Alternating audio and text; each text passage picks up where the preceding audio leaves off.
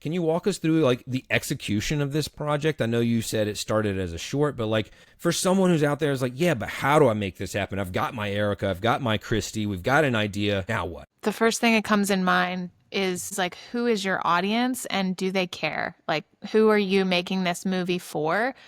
Besides yourself. It should always be, a creative venture and something you want to get off your chest. But I think something that helped with the success of this and the momentum and the kind of like community buy-in that made imaging successful was that there were a hive and a community of people who were already rooting for us. They didn't really care what movie it was that we were going to make. They were just excited that we were finally going to do it. And that comes from like years of investing in that community. And so the first step, like you can start today or 3 years ago, building your community and doing it authentically. That's the first thing we tell people, is that you can't sleep on that, because those are your resources when you don't have the funds to pay full rates, right? Those are your resources for equipment, for locations, your vendors, your crew, your wardrobe, like all that's going to come from your community on a really micro budget indie level. And that's not something you can just come up with overnight. You can't just like build a following of people who are genuinely enthusiastic and excited about what you're doing.